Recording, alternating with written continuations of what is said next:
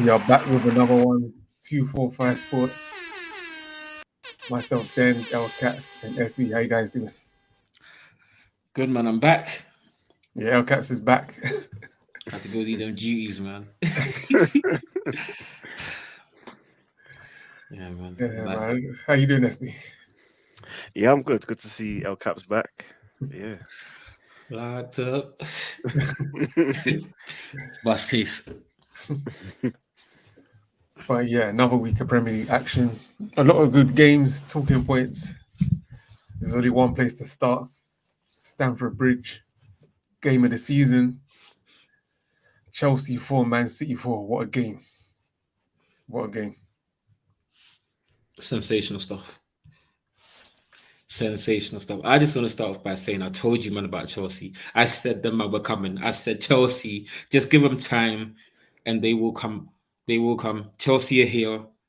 They just need to get Nkunku back and they're going to be a deadly game for everyone. Chelsea, that team, they play to level. As we said, they play to level of their opposition.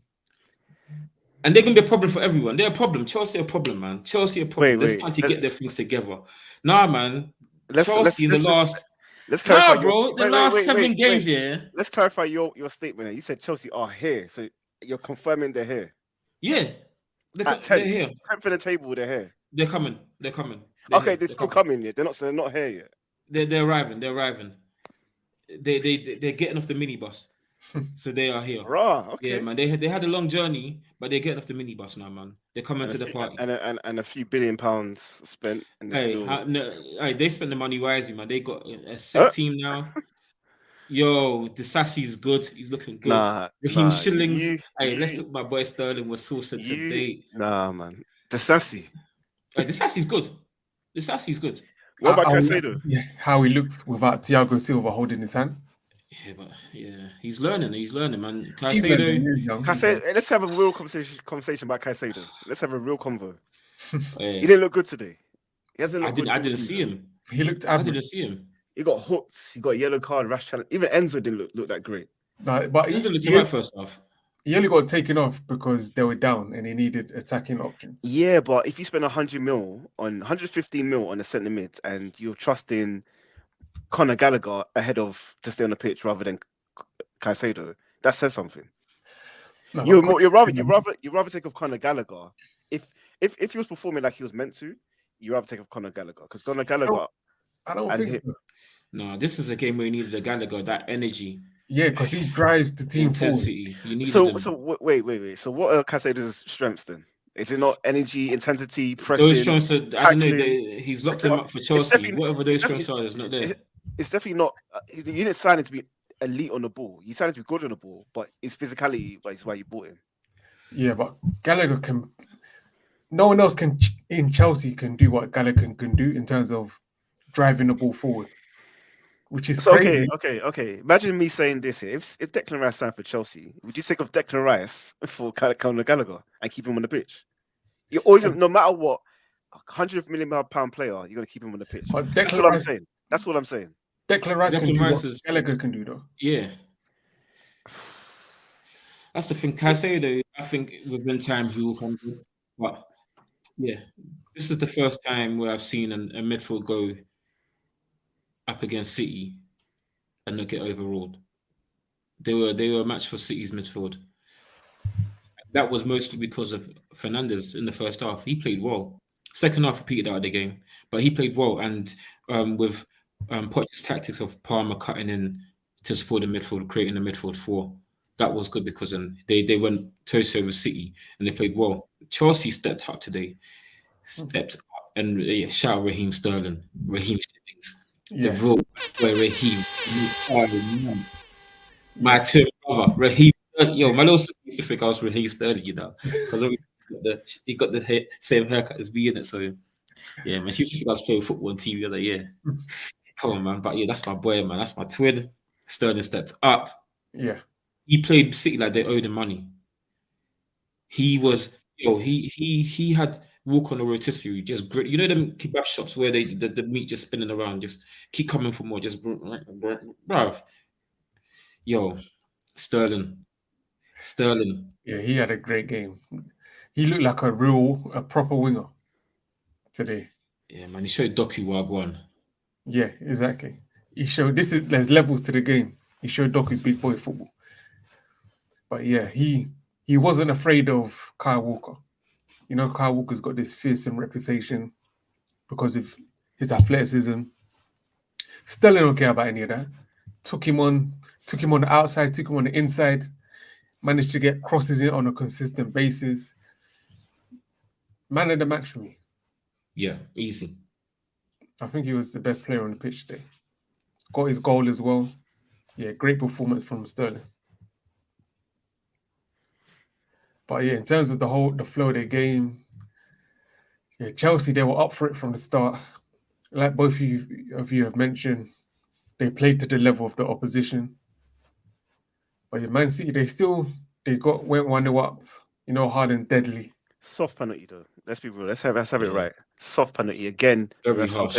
Helping out its Man City on a soft penalty. Yeah. Harden was pulling. Going back to Championship next week, man. Harden was pulling Cucurella first. Then Cucurella pulled him back as well. So like it's 50-50 at that point. Let it go. Move on. And yeah, another soft penalty. So that's a penalty.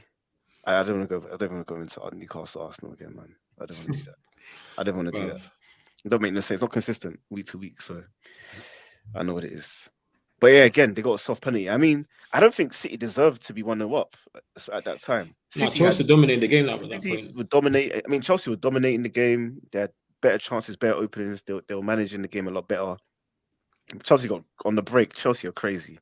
On their pace is phenomenal on the break. So there's a lot of space in behind. So yeah, Chelsea dominated. I feel like first goals matters so much, because imagine City don't get that goal and Chelsea play the way they play, they probably go in at least 2-1 up, at the very least 2-1 up.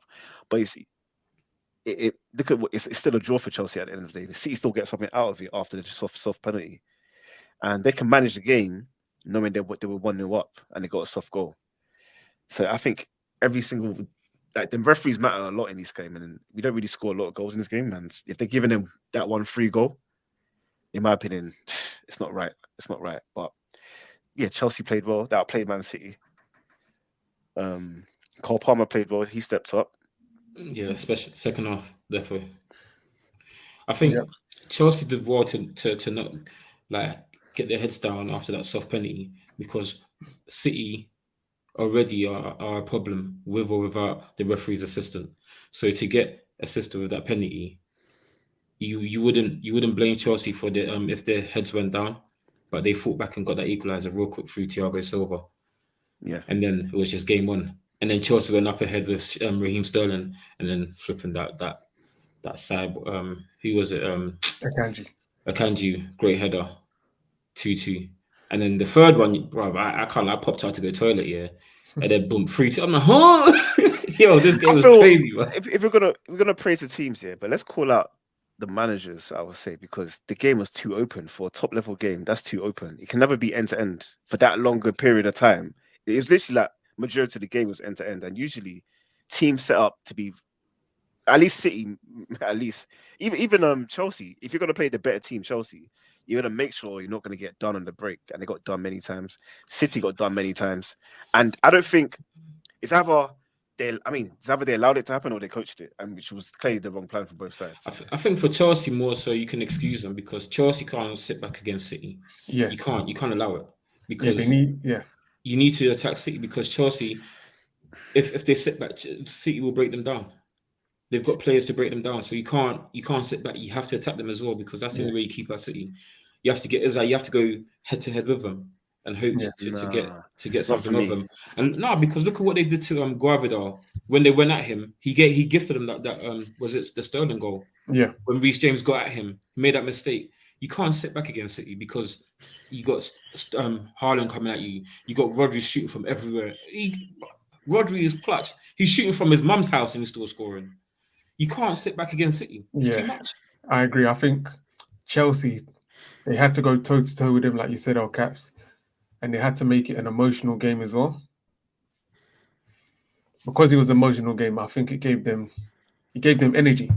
It boosted them, and yeah, I think that's a major reason why they played the way that they played, because it was an emotional game, back and forth, and because they're at home as well, the emphasis is on them. So I think for, like you said, El Caps, for Chelsea, it's excusable. For Man City, maybe not so. And I think because of the flow of the game as well, because Man City went 2-1 down, they had to go attacking. And then they managed to get the equaliser. Maybe they should have been more defensive when they got Haaland's second goal right at the beginning of the second half. But yeah, I don't know. It's like the pattern of the game was set. When it was an emotional game, that's just how it panned out. And Man City couldn't really reel it in. Yeah, I feel like City didn't really rate them, because I don't feel they play that well. They don't play that way. Even against United, they don't do that, because they know United can hit them on the break. I feel like I think they just didn't rate Chelsea enough to be that open. When have you ever seen City that open? Ever? Ever? True. Maybe in a high-level Champions League game where it's inevitable. Maybe against Real Madrid, but I still don't even think they do that normally on a normal day. But yeah, it's true, because Pep will go out of his way not to make it an emotional game against Manchester United. But yeah. But I think he even tried to calm it down with the Doku and the Grealish sub. I feel he tried to. Like, I don't think Doku was bad. He wasn't bad. He just Doku didn't pass. He didn't pass the Reece James test, man.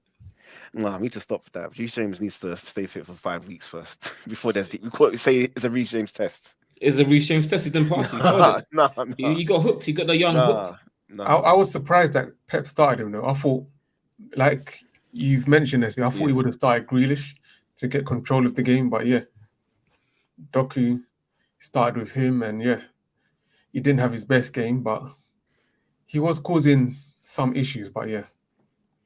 I get why he went with Doku, because James is still coming back from an injury, and when you got someone who's so pacey and dynamic, I would want them to run at that defender, pull him left and right, go at him. Whereas Grealish is more stop and start. He's not really as dynamic, so he's more easier to manage for a player coming back from injury, because you know that Grealish is going to get the ball, cut in and look to pass it back inside. He's not really going to beat you down the wing. He's not going to take you on. Whereas Doku is going to give you a hard day. So on that level, I get why Pep did that, but Reece James held out, and he was very good today. Yeah, but yeah, great game overall. Great individual performances. I want to get into Cole Palmer. I want to ask a question: Palmer versus Saka. I'm not acknowledging that question. I'm not acknowledging it. Palmer versus Saka. You might can answer it. Give your thoughts. Palmer versus Saka. Hey.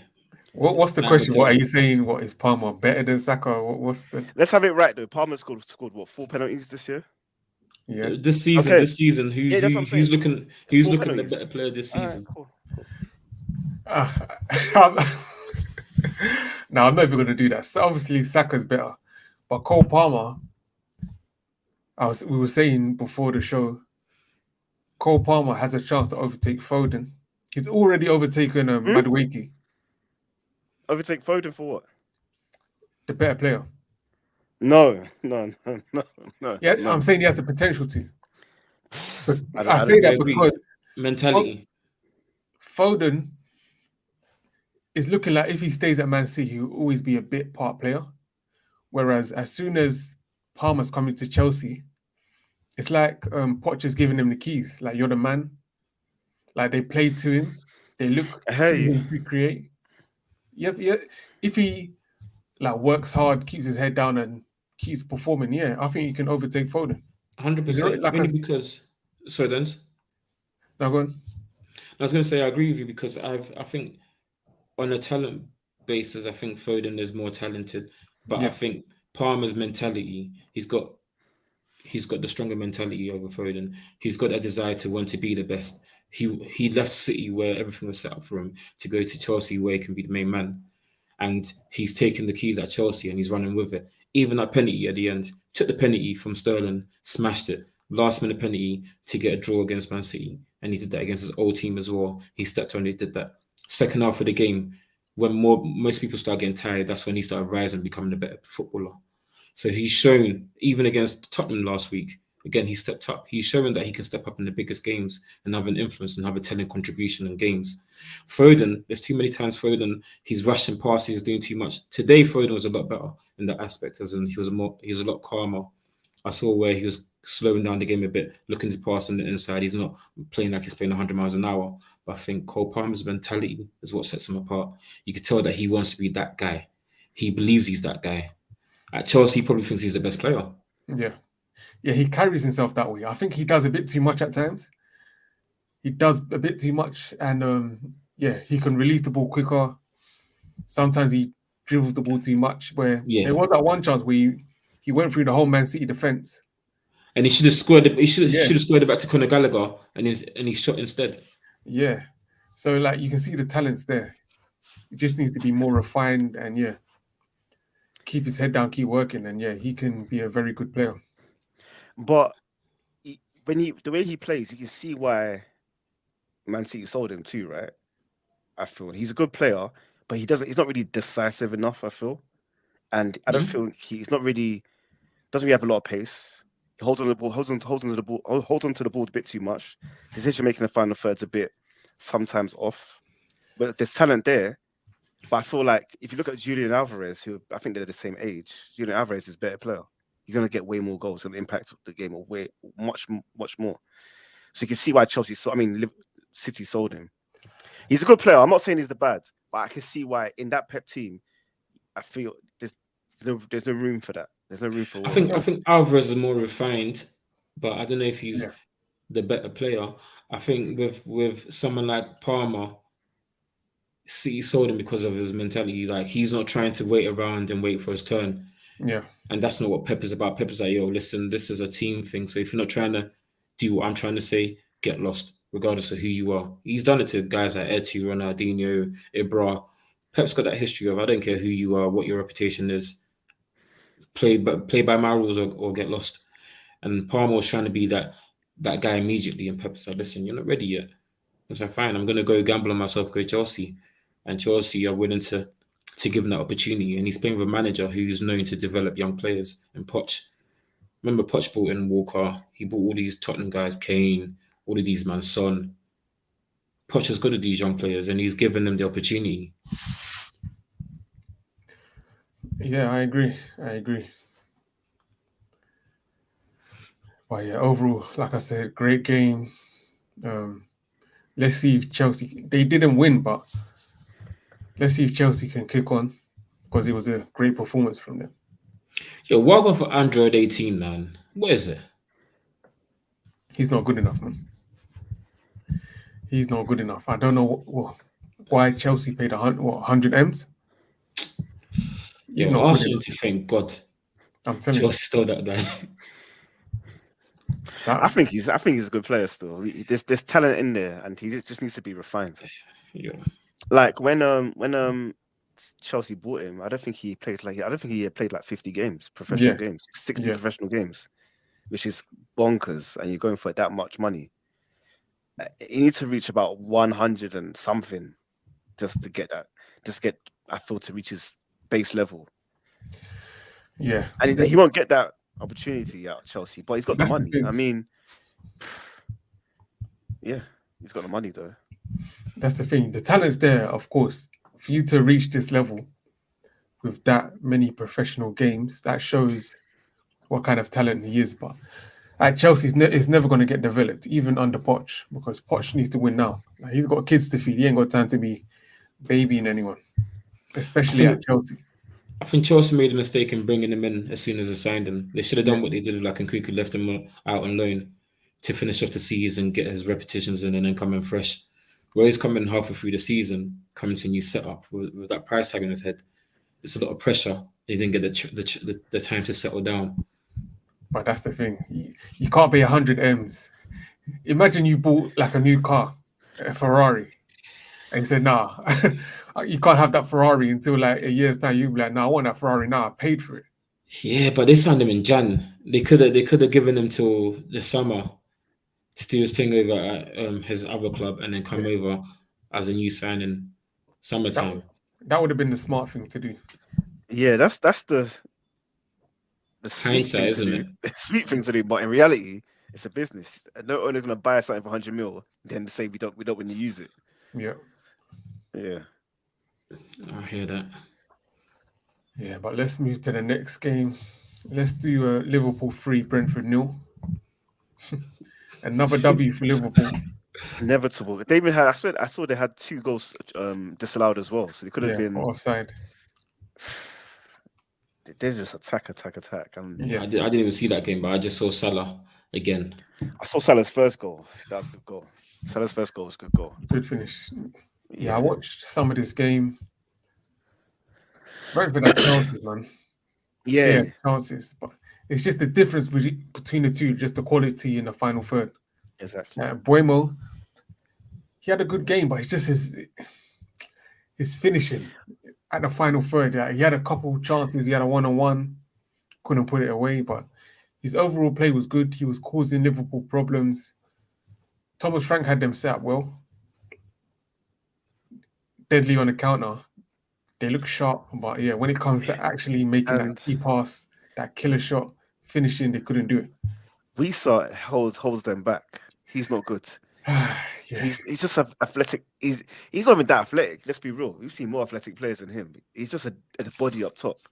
Like Mbeumo, if Mbeumo is your best player in attack, that's not good. That is not good. Yeah, but they got Ivan the Gambler on remand, didn't it? So what can they do? They want to sell him though. So at the end of the day, we are talking about Brentford, but Worcester, if they had a better play than Worcester, they could have scored at least 1 goal. Yeah. But Liverpool, they keep rolling. Yeah, rolling. Clean sheet. Hey, what's your opinion on Liverpool now, man? Remember I said they're back in it, but you said they're not. They're second in the league right now, 1 point behind City, and they're playing City next game after international break.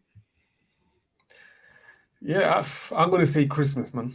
Or no, New Year. Let me see where they are New Year after this tough Christmas period, and then we'll see. Liverpool are really good. They're attacking wise, they're really really good. Defensively, they're good, but they still give up a lot of chances. Yeah, they give up a lot of chances, and how sustainable that is across a full season, I don't know. But they're definitely going to score enough to be in the mix. They're top side, and there's still time to separate the challengers for the title and the top 4 guys. So we'll see. They're a really good team. They got Salah, consistent goal scorer, and if you got one of those, you're well on your way to win a title. They're there, and what's happened this season is that they haven't really had media attention apart from that VAR game where Klopp was kicking off, but they've kind of flown under the radar. No one's really talking about Liverpool like that, but already they're second, so they're ones to watch. I think they've flown on the radar because isn't it because they haven't had a lot of big games, and we haven't seen them on prime time TV a lot. It's just no one's really talking about them. Yeah, and I think before the season, no one was really picking them as winners. Yeah, or even contenders. Now they're flying under the radar. So they've played. Already played Newcastle as well. They played Newcastle, Spurs. You haven't played United. Who else have they played? God forbid. They haven't played City. They haven't played Arsenal. So City and Arsenal, United, they're waiting to play. Fair enough. Scratch United up, man. And they're going to baptize us. And that's the thing. It's looking like they might play them in a short space of time because this in the Christmas period. So that's what I'm saying. Let's see if they can run through that gauntlet. Yeah, Arsenal, Liverpool, 23rd of December. I got it circled out on my calendar. Hey, that's going to be crazy, you know. I've been garnered in times as well. So let's see. But they're doing better than I thought right now. I'll say that. I'll give them credit.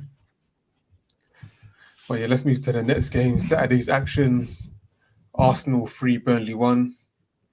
Yeah, a little scare for Arsenal, but they came out top. it was a game where we needed just to get over the line, just win just before the international break. The game in midweek with Sevilla was important. Just think just to solidify our position in the Champions League group. One more win that we're through. This game today, especially with the Tottenham loss and all the good results last week, just need to win. And if we win, we keep pace with everybody else. We got five first 11 players probably out this week, and yeah, just get the job done and go into international break and get players back. And we weren't that great, I would say. We weren't exciting, but it's a professional job. They didn't have much chances. We had a few, and we got the job done. We just move on. These are the kind of games you need to win with no drama, and you need to be able to win without playing your best. You need to win without having your best players in the side. And in 3 months' time, no one's going to remember this win. But that's what good teams do. They have professional wins like this. Yeah, exactly. Yeah, professional performance overall, and yeah, that's that. Let's move to Old Trafford. Boy, yeah, not much to say about this one, man. Man U 1, Luton 0. Yeah, that's it. Well, you man was swinging with Luton. You man had a Tommy Hearns versus Hagler fight. You always go fist to fist with Luton, man. It's just that Luton couldn't land punches. That was it. That was it. Yeah, the game wasn't a great game of football to watch. No real quality on both sides. And yeah, it just took a great finish from Victor Lindelof to win us the game. That was it. And that was it. Again, same problems, same issues. I'm tired of saying it. The same old things, the same old issues. The only way it can be addressed at this point is in the transfer window.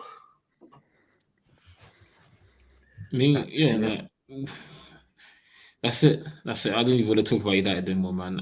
I've just watched real football. Wait. Let me check the stats. Diabolical. But we've been as bad as we've been in our last 5 games in the league. 1-4, lost 1. So the last 5 games we ain't been the worst. We played diabolical football, but we've been. But that's the thing. Man United are getting the results, but again, Man United fans have ambitions. We're looking at Luton, but we're looking ahead, saying that okay, we need to this level that we're playing at. We can't go and beat Liverpool like this. We can't go and beat Arsenal like this. We can't beat Man City like this. So even though Man United are getting the W's against the worse teams, it's worse teams, but Man United fans know that the level of football that we're playing, when we play the games that really matter, we're not going to be able to turn up because we're not playing good enough. Yeah, you need to be able to project your performances. If you have to look at the performances. Sometimes result is not as important as the performance. If the performance isn't going to show you, give you any indication of what you can do down the line, that's not really a good thing. Was this performance better or worse than the Fulham game? It's just it's the same. It's the same. Like other teams, the top teams, they can have a bad game, and they can say, "Oh, that was just a blip." Because Man United, we haven't seen a good performance. It's not a blip. This is the level. So that's why, even though it was a W, Man United fans are still complaining. Still not really happy. We're just a bang average team. That's it. I saw that Garnacho and Rashford started. How did they play? Who was on the right? Not good. Rashford was on the right. Garnacho was on the left. Garnacho had a great chance that he should have put away. Yeah, he took too many touches. Rashford don't want to beat a man on the outside. So you're a right footer cutting in. So that automatically just slows down everything. Where's Anthony? He was there. He was on the bench. He's banned from 2-4-5-4. That guy should never be brought up. We don't talk about that guy, man. We just pretend he don't exist. He's with Sancho. No, you know what? A win is a win is a win. Yeah. Terrible performance, but I'll take the 3 points. and that's it. Boy, do you man miss Alanga? Do Who? you think Alanga? No, man. No. All right, cool. At least you're gonna sell Sancho in the window. Maybe sell one more. Martial will go. I don't know how he's gonna go. No. He's got to go. Don't speak. You're blasphemy, my boy Marweezy. Nah, man. I'm saying you got to raise money somehow. Yeah, sell Bruno and Rashidi. What? Don't sell my boy. Don't sell Marweezy. Come on, man. That ain't happening. Nah, it's there's chatter that Ineos are going to purchase 25% of United by Monday, and then they're going to come in and control the football side. I'm not happy. I want Qatar to come in and take over the club completely. But at the same time, this is not the worst thing. If they're going to take over the footballing aspect, and the Glazers are going to do the commercial side, it could work. Glazers are known to be good at the commercial side. We've been dead for the past 10 years, and we still have the best. We still get the highest revenues from marketing and all these sponsorships.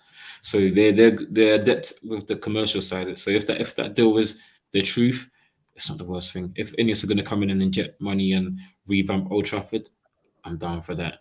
If they're going to clear the debt, I'm down for that. And if they're going to invest in January, I'm down for that. And they're talking about Paul Mitchell and Jean-Claude Blanc or whatever. And just people coming in, bringing in a raw football structure. So if that happens, then there's something to be excited for in Jan. But yeah, Man United right now, we're just a bang average team, poorly run club. And the results are showing. We can't beat any of the good teams. Any well-run club we lose to. So, they're a waste of time, waste of energy, waste of breath. And am I on Call of Duty or something? I feel like I'm in the middle of a dance. What is this? Can you hear it? Yeah. Yo. Bro, moving on. Yeah, let's go to the next game. Let's do Wolves, Spurs. Wolves came out on top 2-1. Great game. Wolves, they played well all game. Had Tottenham on the ropes. They should have scored about 5 or 6. But they just don't have anyone up front that can put away chances on a consistent basis. How could the darlings of the Premier League lose a game like that? How can the manager of the month for the first 3 months of the season send his team out like that and have a poor performance? How's that possible? He's a top manager. It's a top side. They're going to win the Premier League, aren't they? They're a good side, but they're the thing with Spurs is that an injury to Maddison was always going to cost them, and that's what's happened. Maddison was out, and then synonymous Sonaldo came again, disappeared when they needed him.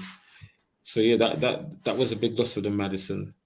And like all last season was saying Spurs needed number 10, and Maddison's shown that they did, and he was sourcing for them. As soon as he left, it became the same old issue.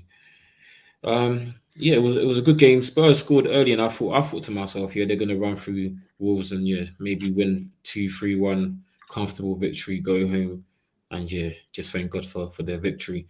And then Wolves just kept building and kept getting better and just kept having chances. They just ain't got no clinical players to finish off. But that equalizer, what's the name of the guy? Sarabia. Oh my goodness! What a goal. My Lord and my God! I was confessing. I don't know what religion he practices, but whatever God he prays to, my God, oh Lord, that touch and finish, oof, fantastic. Great ball from Cunha as well. Yeah. But that touch, you just set it up. Touch to the right, volley the left, finish. Yeah, great. And then, at the time, 97th minute, Wolves get the winner. Yeah, it was quick thinking because it was I think it was a free kick, so they took the free kick quick, and Lemina managed to get the winner. But great game, great atmosphere as well. And shout out to Wolves. Without Pedro Neto as well, they still managed to create all these chances without Neto. And Neto's got like 6 assists this season as well. Very impressive. Gary O'Neill's a top manager. He's a top manager, and he showed what he could do at Bournemouth. It wasn't the sack, but they chose not to keep him on permanently. Yeah. And he actually kept them up, and then now they got that weird coach. And now look what he's doing with Wolves. And Wolves, people were saying last season nearly got relegated. Wolves, so and they're a good side. They just missing that tad bit of quality in the final third. But I want to say this on Tottenham: like, if any real manager, I would say any great top manager, if your side is 1-0 up with a minute to go, you got to see that out. Even if they get one back, you got to see that out. You can't be conceding in the 97th minute. You got to see it. I don't care who's on the pitch. You got to see it out. If you're, and that's also in off the back of what he tries to do against Chelsea with nine men and on the halfway line. That so back 2 weeks back to back. I don't. It's Yeah, not you got he's defensively. You got to see it out. I don't care who it is on the pitch. You got injuries. You But got that game, it wasn't like they were going gun ho trying to. It was a free kick. It was a well-worked free kick, and it fell to Lamina. It wasn't like Spurs were sloppy and they gave up they a got lot of caught in chances though. You got. It wasn't a good indication. Like you always thought Wolves can get a goal throughout the whole game. Wolves can score today. yeah. So That whole Chelsea 9-man boy, suicide football. I don't know what the hell He was that was. praised for it though. Yeah, somehow, some way, He got all the glory. Like, yeah, wow, like I can't believe it. He's going forward with 9 men pressing on the halfway line. Oh, what sensational stuff! I'm like, you lot, are you mad? Imagine if ETH done that. Oh my Hey. God! Yeah, we're spinning him alive. But you see, the media they choose who they want to prop up, and they think we're all dumb and we want to lap it up. Yeah, I don't know why. I don't know what It's it is about because Ange. Ange is very, when he does his interviews, he's very chummy with them. Like, oh, you're right, mate, and like he's very chummy, gives them good answers, and he's very available. So they like him. They like those kind of people. He's their mate. So And they're he's gonna protect close him. to being British. Yeah, I think that's what it is. Yeah, Close one to of being them ones. British. Yeah, he's got the accent. He's Australian. You know, we're cousins. Yeah. So yeah, Because they lap it up. they know English manager's not going to win the Prem, so anything close, Yeah, they latch on. they're gonna take it, man. They're gonna latch on and say, yeah, that's our guy. You know, like he's like when he sees him, he's hugging him and giving him like cuddles and whatnot. Like they love him. Whereas ETH, you could barely speak English. Like, you're like, yeah, you know, yeah. Russian. No Like, charisma whatsoever. There's no charisma. Like he's got the charisma of a beetle. Like there's nothing. There's no source of that guy. Do you get me? So, it's hard to really draw to him and really associate and want to protect him when he's got no charisma. He's just there like, yeah, and then I don't even want to say it, man. Man, like he's got something wrong with him, but yeah, it's just so yeah, they're not going to back him. But yeah, that was suicidal football. You got 9 men and you're playing on that high line was ridiculous. Even with 11 men, it was ridiculous. With Chelsea's pace, and the thing is, yeah, Chelsea kept doing the same thing, playing that ball over the top, and flipping Sterling was latching onto it, and they caught them offside a couple of times, but the warning signs were there. Yeah, and man. he still didn't change it. Yo, that was some Banduni defending, man. But yeah, man. But yeah, we're criticizing him, but he's done a good job this season. Now it's the first real test. Let's see how he handles it. I think it's the first time that he's lost back-to-back games or back-to-back league games. So let's see how he can handle it. They've got a lot of injuries as well. So let's see. This is big boy football. This is the Prem. And I think the Chelsea game was the first time he's lost a home game in 52 matches. Oh, wow. So, yeah. He's a good manager, no doubt. But yeah, hey, but he was with Celtic. Let's be real too. Like Celtic are by far and away the best team in that division. There's probably semi-pro players. Semi-pro players here can probably play in SPL over there. Nah. Okay. League Two can play over there. Play in Scotland. Play in the Scottish Premier League. They can. Oh yeah. I thought you would play for Celtic. No. I'm saying they can play in that league. It's probably League 2 level. Yeah. That's what I'm saying. So like, it's not really maybe, indication of anything. Yeah, maybe League 1. League 2 is a bit too. Didn't Gerrard win? Did he go season unbeaten or something like Gerrard? Or he did something wild like that? Yeah, he won the league with Rangers. He might have gone unbeaten. And Gerrard, he's not a good coach. We know that. So yeah, it's good stats, but Premier League is where we should be, judging him from. As you can judging him so far, he's been doing well. So yeah, I'm a hater of Ange. I'm a hater of Tottenham. I'm a proud hater. Proud here. You got to see that out for me again. 1-1. You can't be conceding 97th minute for me. I mean, that's their philosophy, innit? They're do or die, and I respect it. It's not the wisest thing, but I respect it. Well, yeah, let's move to the next game. Aston Villa 3, Fulham 1. This is Aston Villa's 13th home win in a row. Which is Oh, crazy. who have they played, Lou? I mean, keep thinking, when they going to play a big team? When are they going to play a big team? They got United coming second game after the international break. They got some teams coming now, but Villa, I said it start of the season, they're one of my dark horses. They're very well managed. Emery's a very good manager. They got good players. They got good owners. They got good fans, good atmosphere. I like Villa. They're one of them teams you always have a spot for, and they play some real good football, and they got some good players. Louise McGinn? McGinn's that guy here. Like, he starts off the season well and peters out second half of the season. So I'm not really sure on him, but I like that Kamara signing. He's good. Diaby might be one of the signings of the season. You know, he's cooking. He's good. He's so good. He's good. So yeah, they've just got very good players all around, and they're a test for anyone. And yeah, Fulham they're not no scrubs, and they dealt with them, gave them a 3-1 lick down, and said go back to Craven Cottage with that. Yeah, and they played midweek as well.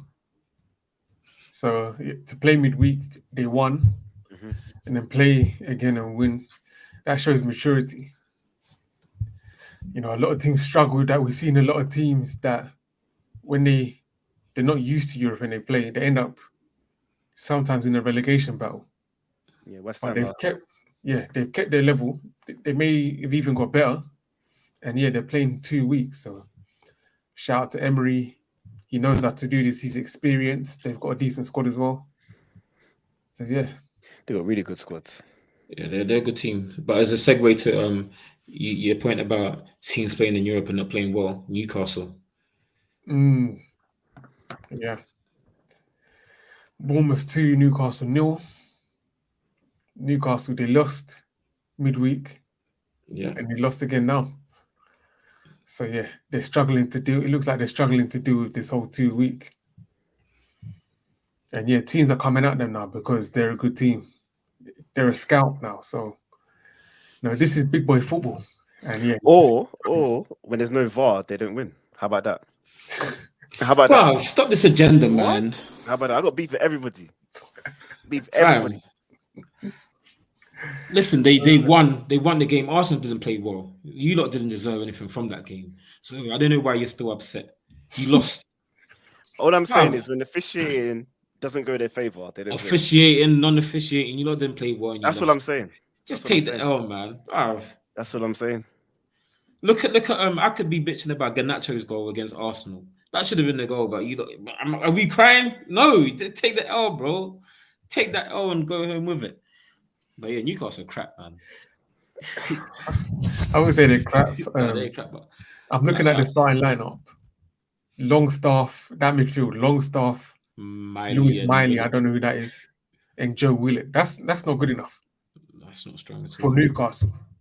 And where injuries. They have to be. Yeah, injuries. Yeah.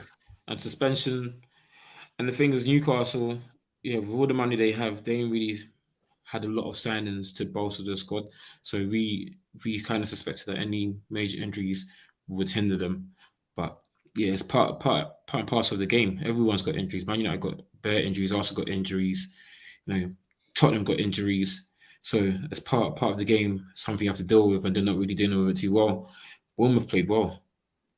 They played well. They made the pitch tight, and they caused Newcastle problems all game. Because when you're coming from a Champions League game, the last thing when they play is on a small pitch against Bournemouth, man. Like, not even against Bournemouth, but any team on a small pitch where they make the pitch tight, they make it difficult, make it gritty, combative. It's not what you want. You want a nice open pitch where you can rest a little bit, take a breather, chill. But these small pitches, you're fighting for your life. And Bournemouth, yeah. They got a decent little front three as well. Clivert, Solanke, Semenyo. They got Sinistero coming off the bench as well. That's if you take them lightly, they can hurt you. That was the best game I've seen Clivert play for Bournemouth. Yeah, he played well. Played well. And then Solanke, yeah, we said it before. He's a good striker. Yeah. He's got 6 goals for the season in the Prem. I wouldn't mind him at Man U over Martial. I'll take him over Martial all day. No. Keep my boy Marweezy, man. I'll take him over Rashidi, but I'm not taking anyone over Martial. I'm not taking nothing over Martial, man. Yo, black gloves, ice cold. Nah, I'm not taking anyone over that guy, man. Me, if I remember I build my team around Martial, I like him that much. I love that guy, man. But now Solanke's a good player. Yeah. I like him. Good player, and yeah, let's see how Eddie Howe deals with this, because their 2 main strikers are injured, Isak and Wilson. So that's another reason why they struggled, I guess. But that's the problem with Callum Wilson. He's a good player, but he's just too injury prone. Yeah, you can't rely on him. Yeah, because when Isak got injured, you'd expect him to rely on Wilson, but then he just got himself injured as well. He's just too injury prone. Yeah. But yeah, let's see. This is a test for Eddie Howe now. Let's see how he deals with it. But yeah, let's wrap up the rest of the action. West Ham 3, Nottingham Forest 2. Yeah, West Ham came out on top. Decent game. Mm-hmm. Yeah, that's the win they needed as well. They really needed that. Yeah, because they've been struggling a little bit. Yeah. Yeah, man. I think last season, they were struggling to score goals, but I don't think they're struggling as much this season. They seem to be able to get a good amount of goals. Bournemouth's got 8 in the league this season. Yeah, which is good. But their goal difference is -1, which is not good. Yeah, but Man United's goal difference is -4 and we're 6. It is what it is, man. That's not a good indication. But they conceded. At least United have conceded. Well, you man have scored 13 goals in 12 games. Wow, we're the pits of hell. We're the pits of hell, man. We need to start playing my boy Marweezy, man. 13 goals in 12 games. That's what you do. That's what you get when you put Martial on the bench, man. Start playing him on the left wing, man. Put that rash bandicoot, that bumper car bandit, man. Put him on the bench, man. But you men have conceded only 16, which is a good record, and West Ham have conceded 22 goals. So that's 2 goals a game. Onana's got the most clean sheet in the league. Probably, yeah. Yeah, I think it's got 5. Yeah. But no, this is West Ham. West Ham played well. Paqueta's goals were taken, draw that. Mm-hmm. I think that's about 2 and 2 for him. And then a great header from Bowen. And then I think they allowed Forrest to get back into it with silly little mistakes as well. Awoni with his first goal since September, August. Yeah. Good header, and then man like Langbeck, great finish, and then took off when he backed to his top here. I was like, yo, what? I was like, pause, but he's wabby now. Nah, I ain't gonna lie, that shot me. I was like, raw. No, he's got about 10 abs. Yeah, he looked good, man. But happy for the lad. Great, well taken goal, and then and then Forest turned the favour. Caught sleeping, and then West Ham got a good equaliser from Souček. So that was a good game at home to West Ham as well. And they needed that win because they were kind of rocky the last few games. Yeah, last couple games, Brighton won, Sheffield won. Hey, De Zerbi.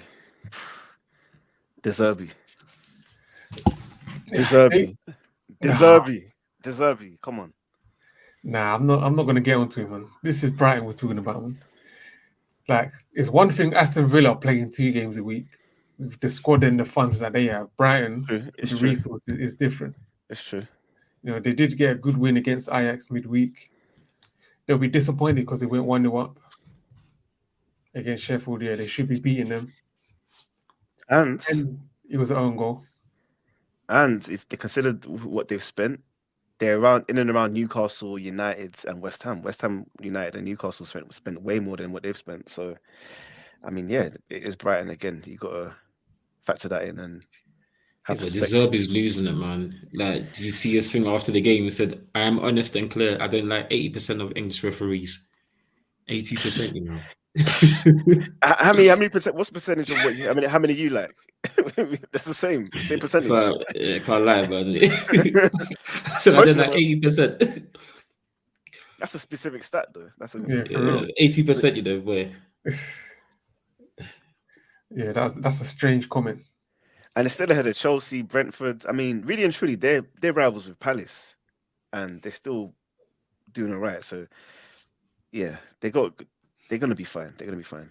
I I think was they need wrong. to I spend a was bit wrong in to put out. January. Yeah, They I need to think they spend in will. January. I think they will. Yeah, what do you guys think of Ansu Fati? I ain't seen He's that been much. alright. He's been alright. He's bagging in Europa for them.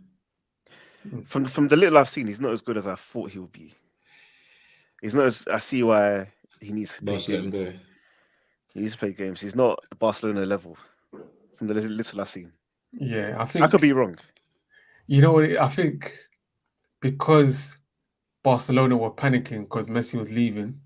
I think they rushed too much to like kind of thrust it upon Ansu Fati and say, yeah, he's the next Messi. I don't think he was ever that good. He's good though. He's a nice little player, but he doesn't have enough about him to be at the highest level. And when you're that small, you got to have something elite physically about you. Yeah. You got to be able to just breeze past players, or you got to be Injuries. your finishing's got to be crazy. Something like if you're that small, you got to have something physically really good about you. Injuries have taken a toll on him already, and he's so young. Yeah. It's the pressure at Barcelona. They did it to who was that guy that ended up in Stoke? Bojan. Bojan. Remember, he was supposed to be next Messi. That next Messi tag it's a curse. Yeah, it's too much. And I think, they treat him like an adult too soon. Yeah. When you're playing big boy football, it's like that's a toll. So I think they should let him train with the youth until he's at least 17, 18, or even 18, 19. And then you bring him full time with the first team. And what they do with Barca, Messi's the only cyborg that can do this, is from 16, 17, basically playing every week. You can't play every week at that age, 17, 18. You should only start playing every week from 2021. Yeah. If you're 17, he cannot play every single game, every single week. Look at Pedri. Yeah. Pedri is nowhere near as good as he was like 2 years ago. And it's because he had like an 80-game season like a year and a half ago. Yeah. And But the thing with Barca is that back then they had guys like Xavi and Iniesta. They had real senior heads on the pitch that could manage these young players. Now they don't have these kind of people at Barcelona, so there's no real experience to guide the youth. So, but Messi was fortunate. He came around Eto'o, Ronaldinho, Exactly. Xavi, Iniesta. No, but even Puyol. if you really think about it, Messi hardly got injured across his career. He can Messi's got the game of football. He can handle playing that many games and not being injured. Some players just can't handle it if they start too early. Like Rooney, he can handle it from 16 up until like 27. He can handle it. Messi's game is very intelligent. Like he even said himself, he walks. He runs when he needs to. He walks and scans the pitch and does what he needs to do. Others are doing too much.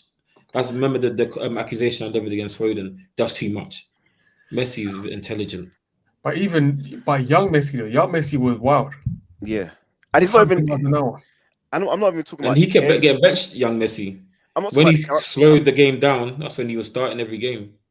I'm just talking about the amount you play. You can't. Some players just can't handle it at the men's level. I agree. Just can't play it. Just can't handle it. I mean, you can play an amount and be all right, but if you're playing a lot of games and then you're being levied as the next Messi as well on top of it, it's difficult. The pressure, because you can play a lot of games as a youngster, maybe because Messi's playing a lot of games, but he wasn't playing a lot of minutes. But if you're playing a lot of games and then you're being told you're the next Messi, this Barcelona is such a huge institution, and then it's like you're the one who's going to carry that institution of Barcelona for the next 10 years. It's a lot of pressure. And the thing is, Messi, he was hyped, of course, but because Ronaldinho was already a superstar, it's not like it gave him time. Yeah, it gave him time. Yeah, and then he had Eto'o. Yeah, he had Ronaldinho, Eto'o, Xavi, Iniesta. He had all of them ahead of him. He was great, but if you really think about it, he didn't really come out of bare hype. He had to kind of earn his hype. Messi had hype. He had hype, but he had to earn it. He wasn't just saying this is the next one. Nobody said Messi was the next one. It wasn't until Ronaldinho came out and said he's the best in training. That's when it just went. Yeah. Yeah, but no, Messi. I remember. Was it Pro? Six. Messi. 2006, yeah. That's Messi when one he of the had that most long legendary hair. games ever. Long hair Messi number 19. Just man, yo, Samuel Eti. That was my guy, man. Yeah, man. But let's do the final game.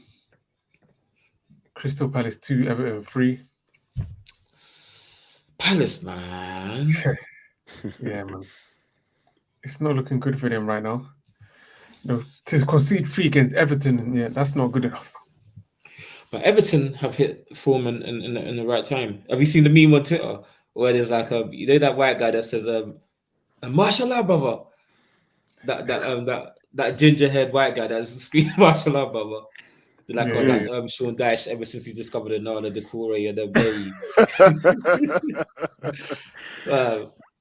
But those 3, they've been good for him. Like he's realized he needs them, and he's found a system that suits him. And Calvert-Lewin's come back just in time. And he's playing well as well now. So they got a striker now. They got a focal point, and yeah, they got a good midfield. Even Jimmy Garner holding it down as well in the midfield. So yeah, they've got a decent little team, Everton.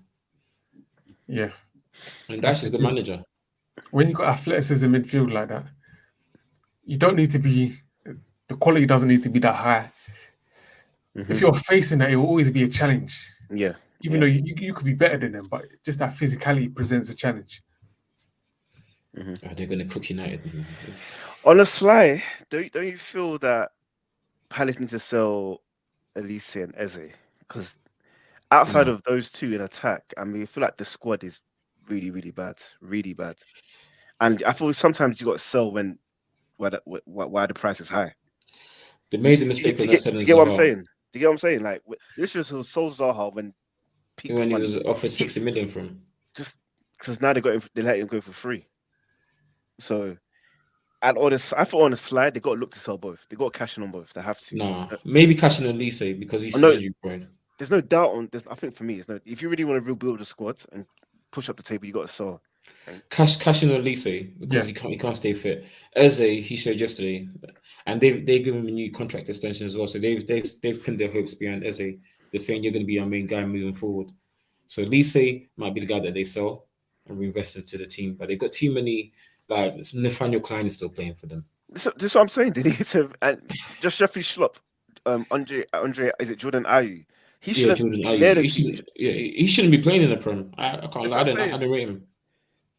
They might have to take the hit and sell those two for like 80, 90 mil and buy like 3 or 4 20 mil players, 30 mil players. Like Will Hughes isn't good enough. He's been around for ages. For time. Joel Ward is still playing for them. Like, yeah, they got to reinvest in the team. But they might have got caught slipping this season, because even the lower teams, apart from Luton, they make a lot of signings, like Bournemouth. Yeah. Things like that. They make a lot of signings. Yeah. So they need reinvestment in the team. Yeah. But it was a sloppy game for Palace because they got back into the game and then let Everton win the game last minute as well. So yeah, it's just they did all the hard work and then another mistake. I think was it Mitchell that gave the ball away for Gay to finish it off. So but Palace, I'm not too concerned because they've been all right. They're a mid-table team, and that's kind of where they're hovering right now. So I'm not too concerned, but I would like to see them make some more signings and properly reinvest into that team because it's been Joe Ward. He's been a good servant of the club, but he shouldn't be there no more. Yeah. Jordan Ayew turns up once every 20 game. Get rid of that guy. Yeah, they need to do business in January desperately. Yeah. Oh yeah, that's that. Another week of Premier League action. I want to say shout out to Mbappe getting your hat trick. Harry Kane another double. Yo, Sugar Kane, 21 goals in 17? Crazy. If Bayern win Champions League, he's winning the Ballon d'Or. He's going to win the Ballon d'Or because he's got 21 goals already. Bayern the top of the league. Champions League they could win it. The only thing is they've been a bit suspect this season. They're not a great side. No, They're not. They can catch anyone on any given day. And that's the thing. They're experienced and they can catch anyone, but And Sané, I was watching it. Sané was moving mad. I don't know. They're a bit suspect. They're not great side. Their midfield is not good. There's No, it's the defense. Upamecano is terrible. I don't rate He's him. not He's good. not good. He's all over the gaff. Headless chicken. That's the thing. They went 2-0 up, conceded 2. Yeah. And that's been happening. Like the German Super Cup. Remember they lost. That guy scored a hat trick against them.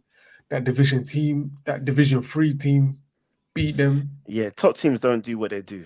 They don't. Even United, when we lost 4-3 to them, they conceded 3 goals at home. Yeah, they let us back into that game, man. That's not a sign of a great team. Should have buried us, but yeah. But I'm happy that Kane is doing what he's doing, putting up numbers he's having. This is the first time he hasn't had to create all these goals by himself, or he hasn't got just one player to play off, which is Son. Yeah, he's got a link up of Sané going, you know. Musiala, everybody behind him, Yeah. and look how many goals he's bagging. And everyone plays for him. Exactly. Yeah, the beginning of the season, I think he had to kind of prove himself. But now, because he's getting so many goals, everyone's looking for Kane now. Yeah. His first goal was crazy. The finish. Yeah, man. Kane's that guy, man. Kane is an English player that, like, he's not lived up to the hype, but he is who English people say he is. English fans say he is. Not when it matters the most for England. That's the problem with Kane. The Euro 2020 final, went missing in that final. That was when he was supposed to step up. Against France, we're missing. Even that clutch penalty missed. So when he's needed the most for England, he goes missing. World Cup semi-final against Croatia, we're missing. So he's got some accusations against him, from me at least. He goes missing the very biggest games for England. Yeah, Even Spurs in the Champions League final goes face baller. You know, these Euros coming up. No excuses. He's got to step You have up. to turn up. England have to turn up because there's only one team in that tournament that can beat them, Which is and France. that's France. Everyone else, they should be expected to beat. So let's see what happens. England should win that tournament, but Yeah, Southgate is a bozo. I don't respect him. No, but even with bad coaching, I think England are so much better than everyone else apart from France that they can just stumble their way to the final. Which they did. and then when coaching mattered, they couldn't do it. Yeah. So let's see what happens with that. But yeah, anything else? I don't know, man. Shout out to LeBron. What, most turnovers of all time? Shout out to LeBron. Yeah, man. Goat James with another goat stat, you know. Yeah, what are your thoughts on Wembenyama? He's a monster. But my thing is, I feel like Spurs should give him the keys to the organization, but there's too many players trying to be all up in the video, trying to just let him be the guy. They don't like. It's like too many players don't want him to be the guy. It's like they're hating on him a little bit. I thought the same thing. I thought the same thing, but you have to also remember. I just thought about it now. He's a big man. Big men can't. They can only be passable. He can't be trusted to dribble the ball all the time up the court. So he can only be passable. So like, he somewhat has to rely on other people. And also, if you kind of just not play that well, you're gonna get a high draft pick anyway. If you're kind of incentivized to lose, so if you get a high draft pick, you can make the team better. You see what I'm saying? So, are you incentivized to win straight away as a Spurs? Yeah, as a Spurs organization. You see what I'm saying? You're incentivized to lose to make the team better. Yeah, I agree. And also, what's the expectation this year? You don't have to get the best out of Wemby right now. This at game 10. You see what I'm saying? Yeah. I think this season he just needs to figure it out. Yeah. Now, if I'm him, like if I'm Spurs, I need him to make All-Star, or at least he will. Yeah, make the All-Stars, because you want to make him feel like he's that good. Because if you're trying to get a high draft pick by losing, you're going to affect him in the long run. He needs to be that good. With all that No. hype behind him and everything, he needs to be that good. There's two different. You can lose. Remember the 76ers were losing they actively signed bad players to lose games. You could be competitive and still lose. Yeah, They can but be Joel competitive. Embiid he was in a sickbed more times. Yeah, they told him don't play, don't bother playing, don't bother playing for like his first 2 years. Even Ben Simmons don't play. But I feel like they can be competitive and still lose games. They can still try to win games, but it's a way you do it. There's a way you can do it. But yeah, he's going to be. I think he could be a Hall of Famer, easy. Hall of Famer. Yeah, just from his defensive impact. Yeah. Like offensively, he's still a bit raw. That'll take time. But yeah, just from his defense, like the shot blocking, and he can just change the game plans of teams. He's good, man. He's a talent. His shooting is inconsistent. He's good for his height, but he's not a good shooter. I've got a question. Do you think he'll be better than what Jokic is right now? Because Jokic he's unbelievable. It's unstoppable. Jokic is unstoppable. Yeah. It's unstoppable. It's too easy. Unstoppable. So It's you too think easy. Wemby will ever be as good as Jokic, better than Jokic? Defensively, yeah. I think he's better than him now defensively. No. Yeah. Yeah, but offensively. He's got the Jokic tools to be better. Jokic is point guard. He's clocked the game. Free throws, everything. Jokic is so carefree, man. But that's his detriment as well. Like, man's talking about watching horses and all that stuff, man. Like, it's hard to really relate with him. It's like, yeah, man. But no, I think Wemby could be better than him. But he needs to improve offensively. That's it. He's got more upside because he's got better handles. But who cares about handles in that position? That doesn't really matter. Yeah. The passing and the court vision and the intelligence, that's going to be difficult to match that level of Jokic because he's on another level. Speaking of another level, baby bird, Luka. He's on another level. Luka. Yeah, Luka's that guy. He's a bad boy. I'm not taking anyone serious until... How many playoff rounds has Luka won? Like 1 or 2? Luka's a bad guy, but he's had some bad teams as well. Yeah, given the supporting cast. And then he's always matched up against Clippers. Yeah, I remember a couple of weeks ago, Kenya Martin was saying that. I saw that was the dumbest thing I've ever heard in my life. Do you know what he say? They're just a hater. They said Kyrie's better than Luka. No, that's stupid. They just care about Kyrie's got better handles. They just care about one-on-one. That's what they care about. Now, do you know what it is? I think because they're seeing this whole European takeover, they're coming with their own agenda. They're not gonna. And then if you try and challenge them, they'll be like, "I'm a pro. You don't know ball. I know ball." But like, they said what they used was if it was 1v1 in practice, Luka might not get the ball off Kyrie. But that's not basketball. Yeah, this ain't and one, fam. And one. Yeah. It's not played in practice 1v1. It's a 5v5 game on the NBA arena, NBA rules. Even if it was a 1v1, Luka probably still beat Kyrie only because he's slightly better defender. He's got more height on him. Yeah. He can block and defend him a little bit. And then when Luka gets the ball, he's likely to not miss a shot. So Kyrie's not even going to get an opportunity. So that's that 1v1 done as well. So Kyrie 6'2", Luka 6'8". Come on, just that alone. It's a bit stupid. It's just an agenda. It's an agenda, man. If Luka and Jokic are black, the love that they would have.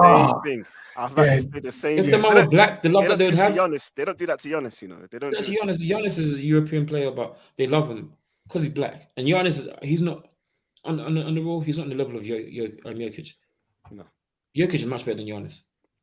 Watching Giannis play and watching Jokic play, Jokic is better. But Giannis gets a lot more love. Why? It's because he's black. Can't lie. It is what it is. It is what it is. But then Jokic as well, he's a bit bland.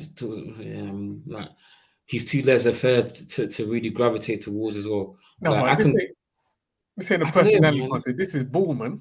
It's ball, but you need personality at that high level to be marketable as well. You need that because like Luka's he's got a bit of that bastard in him. They can like, yeah, you know what, yeah, Luka, like he's a bad guy. You can still gravitate towards Luka. Like Bird, he was that white guy, but he had that bad he's like, oh, 3 point, you man are here. Oh, who's playing for seconds? You know that prick in them that people like. Yeah. Jokic is too like, but no, ultimately it's because they're white. Because if they were black, yeah, man, people were screaming, "Oh, are they as good as King James? Are they on the same level as LeBron?" They'll be talking that talk. Like if they were black, no one would be mentioning KD. Nah, man, it is what it is. It is what it is. I get, like, they probably, it sounds a bit mad, but they probably, I wouldn't say they feel threatened, but they see what's coming. Like They they feel see, threatened. because back in the day, a European player, you couldn't even chat to any of the top American players. And then every time someone tried to draft one, most of the time it would flop. Like, is it Darko Milicic in that 2003 draft? Yeah, went to Complete flop. went to the Pistons. Yeah. Yeah. And then, Dirk, that was a one-off. Well, in their eyes, they'll be like, yeah, Dirk is a one-off. But now it's happening on a more consistent basis. They're like, whoa. And so one last point. If you play the game, doesn't mean you know the game. Doesn't mean you have the intellect to identify talent, identify value. That's why not every ex-player is a good coach. And that's why ex-players are not always good GMs. That was just the stupidest take. That just proves you have agendas. You don't really you prioritize the wrong things over what the actual facts are. Because Lucas stepped up in the playoffs multiple times on his own against good defenses on his own. Kyrie has only stepped up in the playoffs once or twice in his whole career. In his whole career, and only with LeBron. And even LeBron. The one thing that I wanted to add here as well is that the NBA, the American system, is at fault for the reason why America's not producing talents like it is. They're too 3-point happy. Every player wants to shoot the three. There's no real skill anymore. Whereas the European players are coming with court skill. They're playing. They're more wiser. They're more like, look at Jokic and Luka. The game is easy to them. They're very wise on the game. But with these American players, everything's just 3 points and athleticism. You get the ball 3 points, and the game looks ugly now. As soon as they get the ball, swing it out to the perimeter, shoot free. Swing it out, shoot free. That's it. There's no real skill. That's why like Luka and Jokic can come and dominate because they're raw. These men are not that skilled. They're just shooting threes all the time. They can't. Yeah, it's like look at what Jokic does in the game. Look at the skill that he displays, and they keep saying, "Oh, he plays the game at his own pace because he's learned the fundamentals." But these men are not learning fundamentals anymore. It's all about stats. It's all about 3 points. Who can jack up the most shots? You're missing out on a lot of post play, playing in the center. You're not learning, and that's the problem with the American players right now. The European players are learning the fundamentals. These lot are not. So now everyone's catching up to them. Yeah, I agree. Yeah, and even like the international tournaments, it's not a guarantee anymore that the US come out on top. Even though they don't send their best teams, but yeah, that's that. Another episode of 245 Sports. Yeah, man, like, share, subscribe, and yeah, we're out.